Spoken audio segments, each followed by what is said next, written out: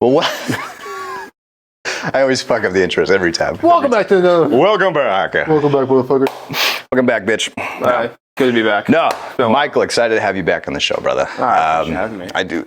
So we did this one before, but the audio got messed up, and it was a bummer because I feel like we had a really good combo, and I had no questions prepared. But this time, I'm a little more prepared. I was a little more tipsy last time too. I remember that one. That always helps. That was great. Alcohol helps with the conversations. It really gets the creative juices flowing. Gotta do low carb that day. One shot, feeling great. Boom, right? We're already one shot of tequila in, so we're doing good.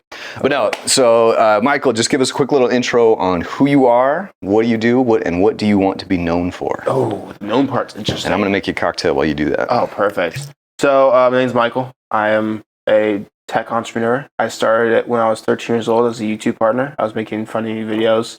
Not even that funny. I thought they were funny. When I was 13. It's all subjective.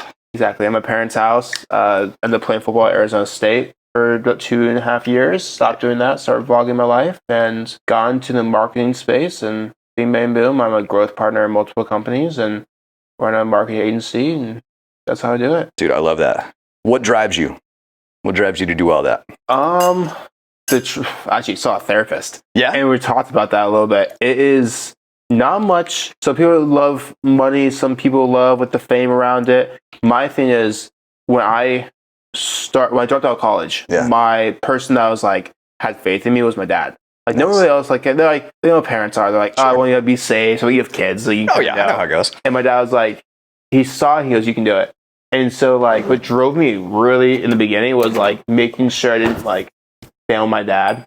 Okay. And like fail my parents, be like, yeah, you're right. Kind of thing. I wanted to like them be like, we believed him and he actually did it. That really drives me. Yeah. Or like, now it's just kind of fun. So it started with just want to make your parents proud. Yeah. And now because that's kind of what helped you get started, but what keeps you going is just... I just love it. I love helping people. I love kind of doing it. Like I don't work ever. Like today I literally got up and got phone calls at 6 o'clock in the morning. I'm like, this is great. I love it. Love that, dude. Love running a team. Love the people I work with. Everyone that I pretty much talked to on this, we're all kind of entrepreneurial. We're all doing our own thing. Like we'd rather work, 100 hours of our own hours than 40 of someone else's. Yeah. Like, and I don't know, like I started out just working in the typical corporate world, trying to climb the ladder, and it took a really shitty manager for me to realize that the game is rigged, and it was that quick realization that caught me to quit. But I've always been fascinated with people that just kind of know that out the gates, that just go straight into doing their own thing. So tell me a little bit about that, man. Yeah, so actually really funny. Like why that route than just, getting a job? Well, I hate school. Okay. Like I never do well in school. I would spend more time trying to figure out how to cheat on a test. It's kind of loud. Very good. So I never like school. I never do well in school. Sure. I would find I find myself trying to cheat more of the times than I just trying to learn the subject. Of course. So I was like, why do I need to know chemistry? Why do I need to know about compounds and stuff? Like, don't need to know that. You were learning about shit that you don't care about. Exactly. And actually, just a funny story. My chemistry teacher, I always bring that up because during my graduation, she goes, I knew you cheated, but how did you do it? And I told her but I changed it up every time, so she couldn't catch on. She never figured out but she knew I was cheating. Always keep them guessing. I knew you were doing it, but I could never catch you. Yeah. Now I'm like, oh, you want to do the final? My favorite part. I saw a little meme about girls wearing skirts and putting the extenders on their legs, and so I did the same exact thing. Yeah. Except I used compression shorts. I wore really long compression shorts, and the same exact thing. Done. So I went to college and I played football. So you had to have good grades. Right. And you had tutors and everything. Cheers, brother. Oh, thank you, sir. Ooh, that smells good. And so they had tutors and everything. And next thing I know, I wasn't playing football anymore. And my grades tanked. Because I didn't care about school because all I care about was football. Yeah. You had to be good at school to do it. So next thing I did was like, okay, well, I need to do something. So I started vlogging my life, the whole thing. You started what made you want to start documenting the process? Like, I saw Max Tooney and Christian Craig. Okay. Not Christian Craig. Christian Guzman and Max Tooney were like these YouTube guys, fitness guys, and they're vlogging their life. Yeah. And all I knew at the time was working out. Sure. And film. So I was like, this is a great spot. Right. Realized I didn't want to be that shredded and that small. I like food. And so I went with the bulk option. Yeah, I'll go the bulk option. Dude, really bulky. And I was like, okay, so I can vlog my life here. So I started doing that. I worked at kids camp, worked at a marketing company. Yeah. Didn't really like having bosses at a marketing company. It was a kids camp, so it was an easy job. I never had a true 9 to 5. Yeah. And so I kind of just did my own thing. Quit that job. The summer was over, so the kid camp was over. And just started doing my own thing and never went back. That's so cool, dude. Because I feel like, especially like I'm 39. How old are you? 25. 25. See, so I'm telling you that the younger generation, I will say that I feel like a lot more of them have figured out that it's better to do something that you enjoy, and that rather than just doing the traditional route. Like we were always told, like my whole life, go to school, get good grades, so you can get into a good college, so you can get a good job, and you're in the system, and that's the perfect life. Exactly. And so that's how I was raised. That's what I tried to do, but luckily I was probably around that same age. I think I was 26. No, I would have been 29. So at 29 years old is when I realized this is stupid. Like this sucks. Because like I'm a hard worker. Like that's just how I've been built. Like I like to work hard. I like to give it everything I have. Like I don't half-ass anything. No. And so I was working, and all these other people have the same job as me, the same job title, and I know they don't work as hard as me. But because they've been doing it longer, they're getting paid more than me. Mm-hmm. And so it was just this like, okay, well, that's bullshit, but I get it. I just need to keep climbing that ladder. Yeah. And then I had, I was doing everything right. I had all the best numbers. I was always crushing it in sales. And my higher up manager, it was between me and one other person, and she hired this other person, and I found out because it was like her best friend. Like I was like, why? There's no way. That's business. Yeah, it's business though. Connections. And so like that was just like, okay, this is bullshit. Like this is rigged. Like I can work as hard as I want, and I still don't get the promotion I deserve. Mm-hmm. And that's when someone told me, like, hey, have you ever thought about going into mortgage? It's a commission only sort of thing, and there's no cap. Like as much as you're willing to work, that's how much money you can make. And I was like, well, I like that idea. Great idea. And so I literally had one interview. They were like, we think you would crush it at this. And I was like, I'm in. Like I called my boss, quit the next day, came home to my wife, who was 9 months pregnant with my daughter, and was like, hey, babe, I just quit my job and going into this commission only thing. So she was like, I'm going to kill you. She's like, okay, yeah, let's do it. No, I don't talk about it enough, but one of the greatest hacks in life, and I hate to say that, but like, one of the things that's really helped me is just having a partner by my side that believes in me and trusts me. That's huge. Because I tend to jump before I look. I tend to just try shit. And my wife is just amazing. She may not always agree with it, understand it, but she supports me, and she knows that I'm going to give it everything I have. So I owe a lot of my success to how awesome my wife is for letting me try stupid shit all the time. So. Shout out stupid shit. Sometimes she like building a bar in our house. Like, hey babe, I'm going to build a bar. She's like, cool. Have fun. You can keep it downstairs, right? No one else can see it. Exactly. Yep. This is your space. Like, that's so funny. It's so cool. But no, so I love to hear that, dude, because I think, going back to that generational thing, figuring that out, that you don't have to work for someone, and the world and the way that it's changing, like that was another big aha moment for me when I saw the power of social media and the reach that just the everyday person can have. Yeah. And what's crazy is, like, most of the people that pop off, they started just by documenting, right? Like you're being authentic. You're like, look, I don't know what I'm doing. I'm going to try this. This is what it is. And people get a feel for who you are. Mm-hmm. And then at the end of the day, we all know the magic formula. People only buy from who they like, know, and trust. Yep. And so if you can bring your personality out online and show people that you are someone that is that's going to have their back or resonate with them or whatever. Yeah. Like, I just think that's the coolest thing. I think that's how we find our people. And you're no longer limited to just the town you grow up in, or like, again, I'm in that generation where I grew up without the internet, and then I got it later on. So I kind of got to see the evolution of it. And so for me, that's really cool, because it's like, now I can, I got really lucky having a best friend that lived across the street from you as a kid. Yeah. But now it's like I found a really cool guy that I never would have met in my entire life because of social media. Oh, because we just saw each other's videos, we connected, and then we eventually met in person. It's everything they told us not to do. Don't meet strangers on the internet. Some of my best friends are strangers on the internet, man. Like my business partner, we've done hundreds of thousands of dollars together. I was his best man's wedding. I met him the day before his wedding. See? We met in person. Right. He picked me up from the airport, and there we go. My business partner today. We met on the internet. Yeah. It's just how it is. It's like, oh, don't get in a Ram car. Right. We have Uber now. Right? Yeah. Uber and Lyft. The world is changing, and that's another big thing too. It's like those that are adverse to change, they don't want to, they don't like it. I'm trying to figure out a better way to say that, but like, people that are not willing to change, they end up just getting left behind because change is inevitable. But especially nowadays, like in the internet space, it's changing every 3 months. It changes every 3 months. And AI is going to accelerate that times 1,000 in my opinion. Love AI. All right. Sorry, this ice is loud, probably for the microphone. Sorry, Eric. He's just cheesing over there. He's just chilling over Hi, there. Eric. All right, let's go through my questions here. Go for it. Ooh, all right. I like this one because I think this could help some people. What are some of the biggest challenges that you faced when starting your business, and how did you overcome them? I think what challenges really came up. You seem like a guy that you don't really see challenges as challenges because it's just part of life.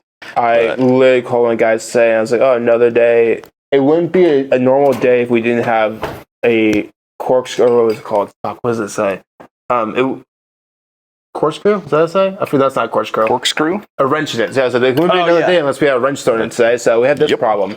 And I was like, how are we going to solve it? And it wasn't much of like, oh, here's the problem. I'm going to sit down and dole over it. I never really doled over problems. Yeah. It's kind of one of those things like, it just happens, so I'll fucking fix it. One, don't be emotional to the problem. Okay. Emotions aren't going to solve anything. It's going to cause more problems. Same thing with relationships. You have emotions put into it, you're going to have problems. Mm-hmm. So separate your business from your emotions, because if you don't do that, you're not going to be able to pretty much survive. Sure. And if you keep getting ball down, you're going to first get really deterred and never be able to do it. So I don't even remember many problems, I would say. I think all problems come with a solution, which solutions can make money. Yeah.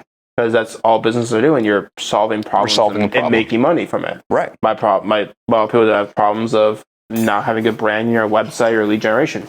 I solve those problems. So I think myself as a problem solver, I think I would say, more than anything else. Okay. You just... Yeah, you're just a natural problem solver. That's all you do. That's all you do all day. So you don't really see challenges. Obviously there's challenges, but you don't see them that way because it's just, okay, this is good. Yeah. Okay, hang on. So I think for you, it goes back to the deeper vision.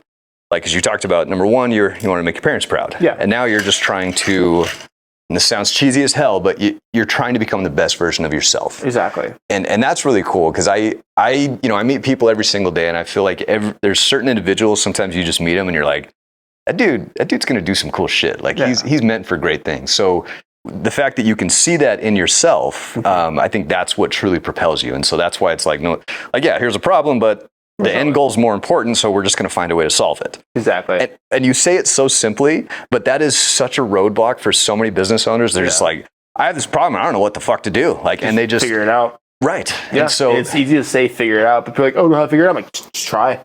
Well, and I want to dive deeper into that because a lot of people try to. My biggest issue was I was always trying to figure shit out by myself. I do not like to ask for help. I go, I got a solution. I trust your opinion. What you got? And that was when shit started to change for me. For whatever reason, I've never liked asking for help. It's just not who I am. I feel like I can figure this out. I'm a smart guy. I can do this. But when you can just humble yourself and realize, look, this is not my area of expertise. Like when I tried to edit my very first video by myself, and after 6 hours and it was this big and I couldn't get it to format and the audio was all fucked up, I was like, Eric, let's talk, buddy. I have extra money. I cannot spend 6 hours editing one video that is shit. Yeah. Let's go to a professional that knows what they're doing. So the fact of going to those, and that was a huge aha moment for me in my life, in my business, is that's really the secret. Find someone who's already done what you're trying to do and just ask for help. Yeah. And you'd be surprised. I don't think I've ever had anyone say no to that. Because I think deep down, those people that are doing those things, that's why they're doing it, because they want to help others. So recently, we had to do this thing where it was put what you love to, what you're best at, you're better than others, you love to do. It's your A. Then it's I think it's B is what you're good at, better than some people. Oh, he ran away. Just trying to serve Eric here. All right. Cheers. I finally made mine. Cheers. Absolutely. That's great. It's delightful. That's really good. It's delightful. Right amount of sweetness. Just honestly, it's a little too sweet for me, but you get a little bit of that spice at the end. That was great from my side. That's nice, huh? Yeah. But yeah, I love now I did so many things by myself for so long. Well, my partner and I. Now I'm how can I outsource it? Because I'm not the best at it. I want to learn it. I know what I'm best at. I need to do that. If I do that, I make more money. I do that, I have more freedom. let's just bring the right people in. Yes. And so it's like bring the right people in to be better. You feel less stressed. Like now I wake up, I'm like, great. I'm like, cool. Right. I know my job. I know my plan. Yeah. I'm okay saying I'm not good at that, but this person is. Big time. So let's that person. Straight up. And that was some of the other best advice I ever got, especially when you've been working like on a business for such a long time, and and it could be working, but there's things that could be better. I think what we forget to do sometimes, because we're so dialed in, right? Like when you're so focused, you can only see this little thing. But if you just zoom out for a little bit and you're like, okay, my business needs help here, it needs help here, it needs help here. I'm not good at any of those things, so I need to find people that will fit that. And then it's a different kind of grind. You're not grinding to do that work. You're grinding to find the person that will help you do it. Even like I hate accounting. By far, hate accounting, hate tax things. I don't give a shit. I didn't have access to my bank account for a while, for a little bit. Didn't care. Sure. There's money in there. There's money in it. Yeah. I swiped a card, didn't get declined. Right. There was for a period of time I didn't have it. I was like, oh, I was going to look at it. And I was like, oh, forgot my password? All right, cool. I just didn't think about it. And then. Right. Yeah. Just like. And I'm like, I don't want to do my books. I have someone that does it. Shout out Kristen and D. Nice. Fast Enterprise. Great people. They know exactly what they're doing. That's all I do. That's what you said. Before we started the podcast, you said that was going to be accounting. I hate it. Get it. I don't want to see the numbers. I don't care what. As long as I know I can go buy whatever I want. Right. Modest. Buy what I want. I'm okay. Right. That's all I care about. Dude, and that's it. It's finding the right people that are just going to, number one, put time back in your day. Yeah. And that was huge for me. Like when I realized, like, because I've always been a control freak, and I'm not afraid of hard work. Like I love to work hard, but I found that when I was, doing these loans day in, day out, spending 3 hours on someone's income calculation, like I was like, my time is just better spent in other areas. Like there's so many people out there that need the education that I feel like that I have, and I can help them get to, again, we're solving problems. Yeah. Home affordability is a huge one in the US right now, especially for younger people. They're just I can't even afford a house. So most people don't even try. Yeah. But it's like, if they knew about the programs and the rules and what you can actually do, and the reason why I'm so passionate about it is because I feel like one of the best financial decisions I ever made, and I just didn't even realize why I was doing it, but I bought a house when I was 23 because I was just like, my dad was like, you should buy a house because it's a smart thing to do. And I was like, okay, cool. I'm gonna buy a house. Yeah. And everyone was telling me it was bad. This was during 2009, right after the crash. So the home prices hadn't bottomed out. I knew that when I bought that house, it was probably going to lose value for a couple of years. Yeah. But again, I had to live somewhere. It's a long-term solution. It's a long-term solution. If you can think a little bit further ahead, rather than 6 months or even a year, like try to think 5-10 years in the future. Yeah. Because and again, that I had a much bigger plan for what I wanted to do with that house, but I ended up meeting my wife during the year that it was being built. I was going to rent out all the rooms and for $500 a pop and start like earning money from, because that's what I was doing. Yes. I was paying $500 to live in someone's house, and I was like, why don't I do this? Like, same thing. 555. Yeah. 2000. Like we're good. We're good. But I met the love of my life, and she moved in, and I didn't charge her rent, but decided to marry her and have a couple of kids. So talk about mortgages for a second. It worked out. So I'm 25. Yeah. And I look, and like I'll go, like I paid $22.50 for my apartment. Okay. That's apartment. Don't get me wrong. Right. But people are like, oh, you can buy that. You can get a mortgage for that. You absolutely can. I go to look at the Zestimates. Sure. I know mortgage people hate. Oh yeah. But I'm like, oh, this house is $5,000 a month. Yeah. So why would I just rent? I know the whole equity building. I'm going to buy a house. Well, we just said it right. Here. It depends on what your short-term and long-term plans are. That's the hard part. Right. I don't know where I'm going to be next year. Okay. And so for you, if you don't know where you're going to be, if there's a high chance that you may not be here, then it may not make sense. Yeah. But let me ask you this though. So, okay, you understand the power of assets and cash flow. I do. So right now you're paying $22.50 a month in rent, and it's leaving every single month. That's a $22.50 liability. Yeah. If you were to get a mortgage for the same amount, that's absolutely still a liability. Exactly. Okay? Yeah. However, it's a liability that's paying into an asset, something that earns. But again, at the current moment, it's still money leaving your account. A lot of people get that wrong. Like, oh, once you buy a house, that's an asset. I'm like, no. If the money's leaving your account and you're not getting anything back, that's liability. Yeah. It's like me buying a Rolex. I'm going to sell the $50K. Sure. When you sell the Rolex, I get the $50K back, but it's still in the thing. But what it also is it's a long-term investment. Yeah. So let's say, and this is why I love to do this stuff. So let's say you do move. Let's say you don't know where you're going, and somehow next year you end up in Indonesia or, somewhere. Like, I don't know where you're going, but straight to going straight to Indonesia, man. You're just going to start a business there for some reason. You still own that house. It's yours. You're not going to be there to live in it anymore. But what you can do is rent it out. So if your mortgage is $2,250, all you do is you charge, $2,500 a month. Is there mortgages out there for $2,250? Absolutely, there are. Absolutely. Go on then.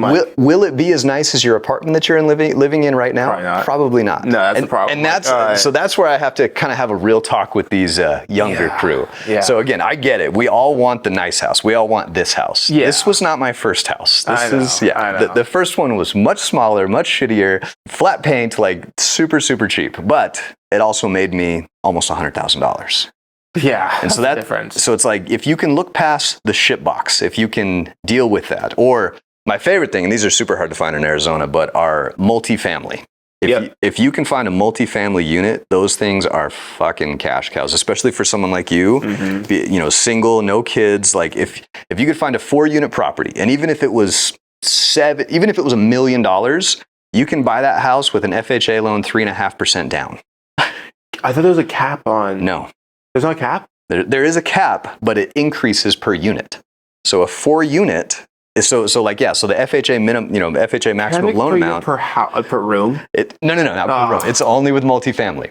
So if it's a single family, 4 bedrooms, you're going to be capped at like $460 or whatever it is right now. Is it $460 per house? But no, it's incremental. So all you have to do is just talk to me. This is what I'm here. Exactly. No, don't trust me. He knows that. I'm about to. The goal is my house next year. The long term piece of it, because at the end of the day, you still need a place to live, and that's what I tell her. I'm like, at the end of the day, you need a place to live. If you're willing to compromise on, because I get it, like apartments and maybe even renting a house, you're probably going to get maybe a nicer house than what you can qualify for in today's world. It's just. It is what it is. Like, but it's going to get more expensive. Like the one thing that has been constant, and again, I studied this for the past I studied 90 years of real estate trends to see what it was. And over like 90 years, there was like 6 of those years where real estate values were down. Yeah. There's all the big booms. They always come back up. Yeah, they always, and we're in a down market right now. So what's the number one thing that everyone business knows? You buy when it's down, or when it's the best place to buy is when it's at the bottom, but the next best place is while it's on its way down. Yeah. I was looking at Zillow. This is my fun times of board. All of them, like, Zillow has a price and has like the green or red arrows. Right. Every single one was down. Oh, they're all down. And I'm like, this is great. That's good, right? Yeah, it's great. If you were studying stocks, those would be the stocks that you want. What's trending downwards that typically is higher, and that's what's weird about real estate, because it's kind of always on the uptick. Yeah. And that's why people get weirded out by it. Like, well, it's eventually got to come down, like the crash of 2008. I'm like, not really. That was a bank issue. It was an anomaly. Like it was like, if you study all the years of like housing crises, that like the mortgage fraud and all that crazy shit that was going on was the reason that recession happened. Yeah. And that's why we needed those bailouts. But trust me, like as a mortgage lender, I decline people every fucking day. Like it is not easy. And like, I don't want to deter people from getting a loan, but it's not, it's not just, hey, I make $1 million a year. My credit score is 700. Can I get a loan for $1 million? Sure. It's not that easy. Oh, I was going to say, like, that's my criteria. But that's how it used to be. That's all you had to do was stated income. And there are still some programs, like they're getting smarter with realizing the risk versus reward when it comes to mortgage lending. I think they'd overcorrected a bit. Like in my opinion, they're backwards right now, because as a W-2 employee, I can qualify people on their gross income. Yeah. They don't take that money home.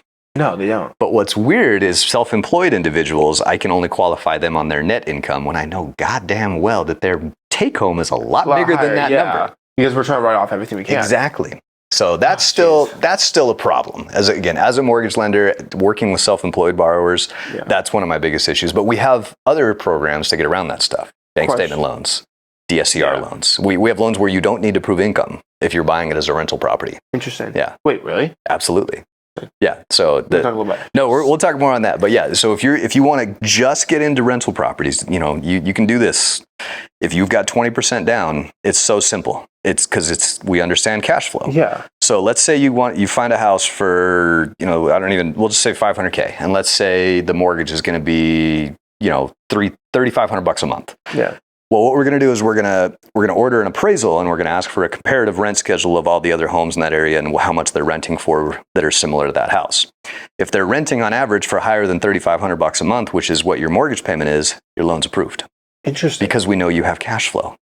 If your payment's $3,500 and you're going to make even $3,600, okay, that's $100 cash flow. Question. I'm going to buy a house. Well, wait till interest rates come down. Are they ever come as down they were before? They will never be as low as they were. That's what I thought. Yeah, so I'm like, that makes no sense. 3%, 2%. No, that's too low. That was a one-off, and again, I'm still getting all the data to kind of figure out what the long-term effects of that will be. I feel bad for my friends that built houses at the time because they couldn't get their loan until it was done built, and so every week they just up and up and up. And I'm like, oh, I feel bad. Dude, I have PTSD for that stuff because I was going through that. I had me and my wife together probably had 6 or 7 clients under contract. Yeah. And normally when rates do start to go up, they typically do it like 1/8% at a time, like 1/4%. And like there's certain, you can track it to a certain. Oh, they were just running it every week. It was 1% jumps. We were seeing, I mean, not to get too technical, but we were seeing like 250 basis point swings on the mortgage-backed securities. Like it was insanity. And we don't know what to do, right? Because we're like, are these knee-jerk reactions and then it's going to correct? No, it just got worse and worse and worse. At all. No, and it still hasn't corrected. What's the interest rate right now? So they're still right around, I say the average is 6. So as of right now, they're right around 6%. I just locked in a refinance yesterday, exactly at 6%. And that was a manufactured home, which have higher rates. Can you buy down your rate? 100%. Absolutely. Okay. And so that's the trick. And so there's a lot of smart tactics. To buy down your rate. It depends. Okay. So your typical mortgage lender is going to say yes immediately. My answer is always it depends because everyone's situation is different. For you, if you're going to be in the house for a year, or same thing, if you're going to buy it and you're going to sell it or rent it out or whatever the situation is, you want to be careful because if you buy it down too much, that's money that you're spending out of pocket right now in hopes that you're basically betting that rates aren't going to go down anytime soon, depending on how far you buy it down. So you got to look at that break-even point because if the par rate as of today is like, let's say 6.5%, and it costs me $3,000 to buy it down to 6%, and that saves me $100 a month, does that make sense? How long will it take for that $3,000 investment to recoup the $100 a month savings in months? And so I always calculate that out for my clients and say, okay, if we do this, this is your break-even point. Do you think rates will be higher or lower by this date? And how much lower? Makes sense. So it's all gamble. It is. It's a little bit of a gamble, but you can be strategic with how you do it. So one of my favorite strategies right now is the temporary buy downs. Temporary buy down. This is how I bought my house. Okay. Yeah, so this is super cool. So when I bought my house, the average interest rate was actually 6.5%. Okay. So the loan that I got was a 6.5% 30-year fixed rate mortgage. However, I was paying 3.5% for year 1, and then 4.5% for year 2. And then 5.5% for year 3, and then year 4 is when it went to 6.5. It was called a 3-2-1 buy down. Okay. And you can still do that today. And what's cool about those is it's different than like an adjustable rate where the rate is always changing. It's a fixed rate. We know, and we're qualifying you on the year 4 payment. So it's not like we're qualifying you on a smaller payment and you're not going to be able to afford it later on. Yeah. We know you can afford the big payment, but you get a little bit of a break. And so the cool thing is I have this strategy where we use sellers to cover the closing costs. And if we have the seller pay, because there is an extra fee for that buy down, but if we have the seller pay for it, not only is that seller now paying for you to have a cheaper mortgage payment for the next 2 to 3 years, if you did refinance, let's say year 2, rates go down to like 5 and your rate's at a 6.5, so you just want to refinance it. That dollar amount that it costs to buy that rate down gets refunded back to you in the form of a principal reduction. So now, but you had the seller pay for it. So not only did you have the seller pay for you to get a mortgage payment, they also paid for your future refinance because you get that money back. So it costs about $3,000 to refi. So like these are some of the tactics that I use. It's like those are no brainers. Like I've been seeing a lot of people doing seller financing. Almost 100% of my clients. Or no, sorry, not. The seller financing, seller concessions. Is that what it is? Yeah, seller concessions is when the seller pays for the closing costs, in part or all. No, so it's pretty much like the seller owner financing owns it and they just get permit. Yeah, it's like you're paying back. That's really big in my hometown. In smaller towns, it's kind of a thing because everybody knows everybody. And I actually did have an idea for a really cool, like something to compete with Zillow. we'll talk off We camera will on talk that. about that after. We'll talk. Yeah, we're not going to give our secrets out here. Yeah. I have a really good idea for something, especially with this NAR settlement. I think it's perfect timing for it, but I don't know how to do it, so I need to talk to you. So anyway, people. Seller financing is those are cool, like especially for self-employed people. And I do teach this strategy, even though it literally cuts me out of the deal as a mortgage lender. No. I don't get paid on those, but they're good strategies. And I even recommended one of my best friends do this because he wasn't in a spot where he could have qualified for a mortgage anyway. And so I was like, dude, take the fucking seller financing. Yeah. But it's basically where the seller becomes the bank at that point. They become, and you can set the terms to whatever. And this is where you can get real creative as an investor, especially if you're going to flip or turn it into a rental property. Like, tell you what, man, like, go ahead and charge me. Today's rate is 6.5%. Give me a 7.5% interest rate. Take the higher rate, but make it like a zero down sort of thing. I want you to finance this whole thing for me, and I'll give you $1,000 or $500 or whatever dollar amount you can work with. And then you have a title company draft up the agreement for how often the payments are going to do. And what I really like to do is you could do like an interest only sort of loan. So that way you have super, super minimal payments. Yeah. And I like interest only for seller carry because then you get a crazy low monthly payment. Yeah. And so if you were going to specifically rent that property out, if you could get let's say you could get a $400,000 house, if you got like an interest only payment on it at like $1,500 a month, and then you rent that fucker out for $3,000, you're doubling it, right? So even though it's pure interest, you're just going to sit on this on cash flow for a few years, and then you're going to offload it. The profit is going to pay the loan off, and then you get the rest. But you've already been cash flowing this whole time. Well, technically, you're profiting $3,000 because you're right. Yeah. You're technically you just bought a house with someone else's money and took the profits. OPM, baby. Right? OPM. Now, this is a good question because I want to ask this to literally everybody on the podcast, and especially from a 25-year-old. I want to hear this answer. Scared. So, how do you handle work-life balance, or do you think that that's even a thing? Not in the beginning. Okay. You have no work balance. You have no balance. It's all work. It's in the beginning. Anything you need to do to do it. I've never publicly spoke. Have I publicly spoke about this, Eric? About my whole drug thing, straight Adderall, weed, and alcohol. I want to hear about this. So starting out, I was working dumb hours all day. Didn't care about anything except work. Sure. I would wake up in the morning, take a shot of whiskey or tequila, whatever it was. First thing in the morning. Drink 300 milligrams of caffeine, a Reign, because we got sent cases of Reign every week. Is he doing Four Locos first thing in the morning? No, Four Locos.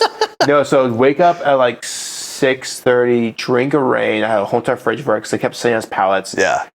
Go work out, come home, take a shot, take 72 milligrams of Concerta, which is like Adderall.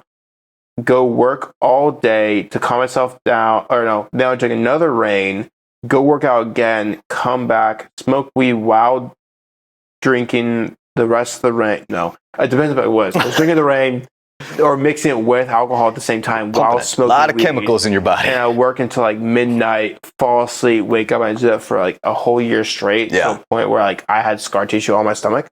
And my legs would hurt. Jesus, and I was like, what's going on? I had to get scraped out. Everything. Dude, anything from my waist down wasn't working. Oh my God. You almost paralyzed yourself? It was no blood flow. My muscles weren't getting any type of blood flow because there was so much constriction of like you were just the stimulants. You were just doing what they're doing to Joe Biden, just pumping him full of drugs. Just all day. And then so... But you didn't need it because you're in your 20s. I was going all day. And then happy to say, December 20th was the last day I ever took Adderall. Good for you, brother. So what was that realization that made you realize I need to stop this? Personally, I was more hyper on it than off it. Gotcha. I'm more concise now. And Adderall's supposed to calm you down, right? Yeah. Okay. So talk to my doctor about, because I've been taking it since I was in kindergarten. Okay. And so you've taken it from an early age. Okay. So as a parent, like I said, I feel like a lot of this shit didn't exist when I was younger, and now there's names for it. Like now I know without a shadow of a doubt that I'm 100% ADHD because I read about it. I'm like, yeah, that's me. Yeah. But again, never diagnosed because it just wasn't a thing when I was a kid. And so, I was taking medicine. I was taking Concerta and Ritalin all the way up until pretty much last year. And so I was on my doctor about it. I'm like, I don't think I need it anymore. I would not take it. Yeah. I would feel the withdrawal bar. So I started slowly, went from 72 to 30, 72 to 36, kind of wean yourself 20, off 20 of to 12, 12 to 5, 5 to 2.5, 5 to nothing. And there was a period, almost 2 months, where I was so tired. had no emotion, nothing. Now I'm good back to normal. Just a fucking robot. But yeah, and she's like, yeah, you can actually wing off it. Around 25 is kind of when you start winging off it. Okay. And just the biggest thing to do is just pretty much like know how to work with your schedule, how you know yourself. Yeah. So like I wake up every morning, I have a thing called Motion. It schedules me, it time blocks my day. Yeah. And so I just go through the whole entire list. I'm like, done.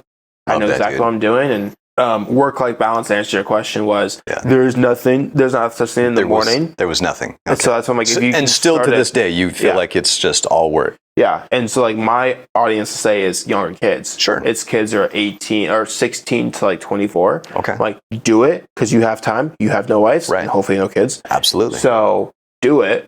See if you like it. If it doesn't work, doesn't work. Like I've had multiple failed businesses, but I also have really successful ones. Absolutely. I keep the successful ones. I drop off the ones that didn't work. And even nowadays, I still have companies I'm like, it's not going to work it. In this season of your life, you're in a spot where you can grind in, day out, but you love it. So again, you like, and this is why like I feel like balance is so different for everyone, right? Because in my 20s, I also felt that I had no balance. I was just fucking grinding all day, working, because that's just what I know. It's what I love. When I have a mission, like and again, I was broke, like straight up homeless. Before I met my wife, before I bought that first house, I was living out of my truck down by the Salt River and showering in the LA Fitness in the morning, and then going to work like that. Shit. Like I was fucking homeless. And so like, and I just never, ever want to get back to that. Like I was in such a bad headspace. I was like, I never want to be that guy. Like I try to think of my past self as like a legit different person. Like, fuck that guy. Like, exactly. Yeah. Like, my overweight self, like I got that fat fucker right there. Like, I don't like that guy. We're gonna move on from that. But no, it's just, it's about, and what's cool about that is there's different seasons. Like now I'm 39. I'm pushing 40. I've got 2 kids. My son's going to be 13. He's going to be in high school next year, which is really freaking me out. How's your back? Is it feeling good? Dude, yeah. My back always hurts, bro. Dude, I'm 25 and I'm doing leg stay. I'm like, my back. Okay, jeez. Dude, I go to the chiropractor every other week. Chiropractic and physical therapy, like because I'm a big believer in holistic healing and stuff. Too. I try to stay away from. No meds for me. Yeah, the only meds I need are the ones here in the bar and this. I think Advil. And this beautiful plant that has like 5 leaves, like. I even stopped. Like I'm like slowing down drinking too. Oh man, and I can't wait till the stigma goes away for marijuana, man. Like it's like there's still a little bit of a stigma around it. I'm thinking my mom to do it, but for me, she needs it. Like, shout out, mom, you need it. Like indica, like my whole life is always like this. Like when I work, I'm always like this. But when I have that, it forces me to kind of see everything all at once, and I feel like I'm more productive. I don't know. That's just for me. I gained like 50 pounds doing it though. Did you though? Yeah, I stopped doing that. And I lost a ton of weight. Really? That's what I switched out. I just switched vices. I went from alcohol to weed when I was trying to lose weight. I'm opposite. I'm like dropping weight, but I'm just drinking tequila all day. Well, there's no. We all have our vices, man. It's funny. So one thing I talk about like work-life balance and like the effects of working. I was thinking about this today. There's 2 things I talked to my dad about. It was everyone's self-made. No matter what, you're successful or you're done. Right. Like, where you at is like where you're going to be. This is, I think everyone needs to hear this. No matter where you are in your life, it's your own fucking fault. Yeah. Straight up. Can't blame anyone. I've met people that have gone through, situations that I probably would have killed myself in. Like, your environment is part of it, absolutely, and I'm empathetic to that fact, and I know that some people start things off as worse, but at the end of the day, you can do whatever the fuck you want. Yeah. Straight up. There's nothing off limits. If you want it bad enough, you'll find a way to get it. Oh, yeah. It's straight up. If there's a will, there's a way. Big time. That's a huge thing. I learned that when I was 16, 17. Someone told me that. I was like, I like that quote a lot. Absolutely. I like this analogy. I listen to a lot of Ed Milet. You watch that guy? Well, yeah. Not him personally, but I know him. No, his thing. His podcast and stuff. He's he's a good dude. But it is so cheesy because I feel like, this shit is so cheesy. But it's like, it's cheesy, but it fucking works, okay? Yeah. So he did this analogy. He's like, do you have someone that you love? Oh, yeah. Yeah. So think of that person that you love. If you got a phone call right now that they were in a horrible car accident and they need you to donate blood right now to save their life, would you wait till we're done with our podcast and then head over there? No. What would you do? Bye, guys. You'd leave right fucking now. Bye, guys. Yeah. What if the door was locked when you got there? Oh, bust it down. What if they wouldn't let you in? Oh, well done. That's what I'm saying. You're going to find a fucking way, right? Yeah. Why don't we treat everything else in life, why don't we treat it the same way? Because same it. Right? And that really resonated with me. It's like, if you want something bad enough, you fuck the rules, fuck any of it. Like, you're going to, like you said, in school, you cheated your way through school. Yeah, fair away. My younger brother was the exact same way. I love him to death. He's actually serving overseas right now. He's in the military. He's a military police. I love the dude to death. School was not for him. He hated it. He couldn't do good at it. And so he tried to find ways to cheat to get C's and D's so he could pass. Yeah, that's how I was doing. My sister was an IB student, like above AP. Yep. She was an IB student. I'm like, you're smart, so I'm not. And it's not smart, though. I think that's the rhetoric we need to get away from. Book smart, yeah. It's short-term memorization smart is what it is. That's all it is. It's short-term memorization, right? I can't take a test. Oh, I had it was a LinkedIn test. So something I make a lot from it. Sure. Did the test, couldn't pass it. Pass it. And I'm the opposite. Like, I can pass any test like that with very little to minimal study because I'm really good at short-term memorization. I was an A student. I don't think I've ever gotten a B. I've always been straight A's. I graduated high school with a 4.6 GPA because I had weighted classes, and I got a year of college done while I was still in high school because school was too fucking easy for me. It was too easy. It was boring for me because it was just like, okay, yeah, like, but again, a lot of the times it was shit I didn't care about. Yeah. But it was easy to pass. Yeah. Like, and so, and I think that's why it's always been difficult for me because most things come pretty easy to me, like knowledge-wise, learning things. Yeah. But it was hard to find something I was truly passionate about. And for me, it just was living my life, like going through what I've gone through and kind of, realizing what's helped me in my life, knowing where I've come from. And it's like, if I can give a little bit of that back to the old Braden, the old Braden who is kind of a piece of shit, if there's another one that's kind of like me out there, I'd like to help that person and help them get to, their better selves. I love thinking about this because I was telling you, like, the watch I want to go buy. Yeah, Since I was 8 years old. Right. I've, like, had it in my mind, I'm like, I kind of want to make my, like, younger self proud. Definitely. Because in my head, I'm like, at, like, 13, I'm like, I want to do this. Yeah. And if I don't do it, I feel like I'm going to make that kid disappointed. So I'm like, if I just do this, I can make that kid proud. And, like, that's all I think about all day. I'm like, that kid wanted it, had such an aspiration to it, I'd feel like a shit person. Like, what happened, right? Like, that was my son. I'm like, I want to make that happen. No, I think we forget that. And this is what's fun about being a dad. Like, I was someone who, when I was younger, I was dead set on becoming a millionaire before 30. That was my goal in life. Yeah. I came from a poor family. My parents weren't even homeowners. We lived with my grandparents. My dad lived with his parents, so I lived with them. So, I just always, but my best friend was really rich. And so I was always over at his house, and I was like, I want to be this guy. Like, and again, this is not to take away from what my parents. Yeah, right. Yeah. Again, this is just a little kid mindset, right? But what's funny now as a dad, like, you forget some of those aspirations you have as a kid. And so I was, my daughter found like an old notebook that I had, and it was of me getting my Eagle Scout project. It was my Eagle Scout project. It was a documentation of it. Again, this is pre-internet, so it was in a folder and, laminated pages. Binders, binders. Yeah. Shit we had to write down and mail out and have it sent back via postmark. Like, do kids have binders anymore? I don't even know. You have kids? But my wife handles all the school stuff. Okay, makes sense. Yeah, okay, she, like I said, I have a very supportive wife. We have our areas in life where we're good at. She handles all the school shit.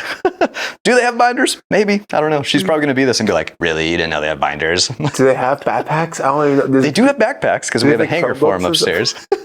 I see the hanger once in a while. And the school does give them laptops too. I don't know. I've thought we can go another half an hour about just like school and kids and the generation now. I'm like, my kids know. I just know social that well. I just know what we use for marketing. Both my kids have YouTube accounts, and I'm like, do it, document everything. My daughter has like this fun little account, but they have their own little community too. So my daughter, who's 9 years old, made a video. It was just like her like playing around with gymnastics, like showing how she can do a cartwheel. And someone her same age in a completely different state did like a remix of her video and sent it to her. And then now they're like helping each other out. So I'm like, this little community is starting from such a young age. And my wife was like, you need to be off of the internet. Dad, I don't want you talking to strangers. I'm like, no, this is where the world is going. Like, this is so cool. It's funny. So at 13 years old, when I started making videos, Yeah. there was a community of vlogging. Like Charles Trippy was like the most. Yeah. He still posts like every single day. And he's new since I was like 13. So I was even talking to these people. They're like couples, and like I'm like, dude, I love your videos. You're good. And there's a whole community behind it. You're 13 years old. Yeah. Your parents like, what is this? I'm like, no. They're cool. Like, no, they're not. People. Like, no. I'm the weird kid in school because I love the internet. No, like half the kids want to be fucking influencers. It's like he started at the same time I did. I didn't stay with it. I fucking should have. Right. But I wouldn't be where I am today because of it. 100%. No, and that's it. It's just, it's trying something like, I can't remember who said it, but he's like, you're one more, fuck it, try it, why not, from a completely different life. Like, I think more people just need to take action in life. Like, so every single morning I talk to my dad. And he's like, how you doing? I said, I'm one day closer to my goal. Yeah. He goes, what? I was like, I'm one more day closer to my goal. One more day closer. I said, it's better than say one more day until I'm dead. Right? And he's like, that's a good way to look at it. I'm like, I'm looking at it. I'm one day closer to my goal because I'm so close to it. I just want to hit it. Well, also, I'm one day closer to being dead. Well, because the reality is we all know exactly where we're headed. We're all going to die. We're not getting out of that. Nope, you can't. It's like, what do they say? It's like, you're going to have the date you were born on and the day you died. That little dash is everything we're doing right now. That's the part that matters. And my thing is this, if I'm blessed enough to be one of the trillion sperms that went and got that egg, thank God it happened. We already hit the lottery, bro. We got born in America. Exactly. Like, what else do we want? In this part of 70, 80, 90 years of I can do things, let's have fun with it. Right? Like, let's have fun. Like, I love that. Like, you're drinking every day. Fuck, I don't give a shit. Why not? Right? I'm gonna die anyway. It's a good chapter of your life. Let's have fun with it. Let's have fun. Let's actually do something with that. No, dude. Oh, so good. I'm gonna do this one. Okay. If you could give one piece of advice to aspiring entrepreneurs, what would it be and why? It sounds so cheesy, but just don't give up. Once you give up, you lose it all. I agree. So if you're young enough and you have the ability to do it, like go down, like don't go into debt, do like I've been in massive amount of debt to get back where I was. Like, just do it. Don't be afraid. It's all in your mind. It doesn't really matter. Like, if you want to go pitch that person, you might fucking fail. Yeah. Like, go door to door. I always tell someone that's super young, do these like 3 things. 1, go to every single coffee shop, ask for a discount. Sure. I go Lulu, ask for a discount. I go, why not? Everywhere I go, give a cool kid discount. Right. Just do it. Just get it out of it. You might actually happen. Right. You start learning yourself, like, if you ask, you might get. If you never ask, you never get it. Never get. Go make yourself awkward as fucking public. Go ask the hawk, like, 5 girls in 1 hour for their numbers. And just do it the cheesiest way. Just get used to feeling awkward about it. Embrace your weirdness. Exactly. Get over. It doesn't fucking matter. You're never going to see that person again. And the last thing is, just do it. Just do it. Like, just do it. And if it doesn't work, do it again. Right. Figure out a different way. Just keep trying, because one day it's going to happen. If you stop, it's never going to happen. Right. So Nike just sent us a bill for us using your words here. I feel just like do it. Yeah, I have to pay that. Yeah, I just said the trademark. Shit. No, but you're right, bro. It really is that simple. There's so many cool stories, but there was. I had a really big mentor in my life who was family. I called him my uncle, but I think I come from a Mormon background. Like I was raised Mormon, and so I've got millions of cousins and things that I just don't even know. Yeah. And they're all spanned out because like my mom's oldest sister was like 20 years older than her because that's a very old school way. My dad was like 15-year difference with his sisters. So it was my mom's oldest sister's daughter, who's the same age as my mom. Hold on, do you have a web here? Married this guy. And married this dude named Don Cash, which is probably the coolest fucking name of all time. Sick name, actually. I know Jay Cash. Yeah, Don Cash. Okay. Hi, Jay. Software salesman. He started a small software company that ended up getting bought out by Adobe. Adobe kept him on as their CFO for a little bit. Nice. He quit them and started another. It was a worldwide company for he was just traveling all over the world. He basically, he self-made billionaire, right? Just crushing it in life. And then he had all these businesses. His kids are a little bit younger than me. So like, I was just called him Uncle Don. Like, and he was like the dream, right? Like he had this big ass fucking house. He's got all these custom cars that he was making. Like, and when this guy builds cars, he does like 1967, Cadillacs that are like shaved and dropped on airbags. Like, he's a fucking man's man. Like he's everything we aspire to be. And so anytime I had an opportunity to talk with this guy, it was just so great. Cause I was at a point in my career, I was finally starting to make decent money. I wasn't to Don Cash level yet, but I was working on it. And so we were chatting back and forth and so I asked him almost that same question, like what's the one piece of advice you would give, someone, your younger self to kind of help, get to where you are, to help find that. And he said almost the exact same thing. I have it on a sticky note up on my desk right now. And it says, do not let fear hold you back from the thing that you really want. And the real cool thing is, and this was tough for me. So a few years ago, Don had a dream and a goal to climb the 7 tallest peaks in the world, climb the 7 summits. And he accomplished that goal. No shit. But unfortunately, the last one, Mount Everest, that was where he had a heart attack on top of Mount Everest. And he's still here. He's still there to this day.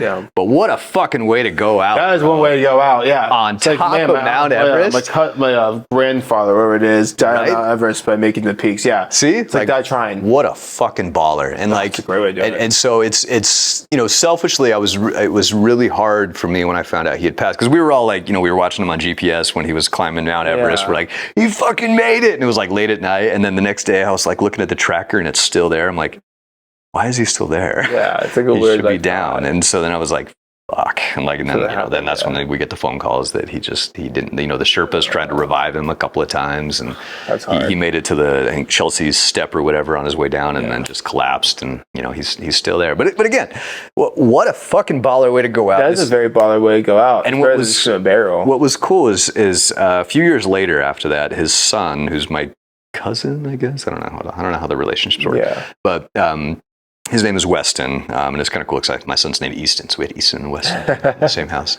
But him and his wife came to visit us, so we had him stay with us for about a week. Yeah. And he said he found his dad's old journal, and he's like, dude, the 7 summits was like one goal of like 9 other ones. After that, he wanted to sail the 7 seas by himself, or with his family in his own boat. This dude had massive aspirations, and I was like, and I think that's really it. Like you always have to have something that you're striving for. Yeah. Because I get bored. You're still young, but one of my biggest goals when I was younger was to make $1 million in a single year.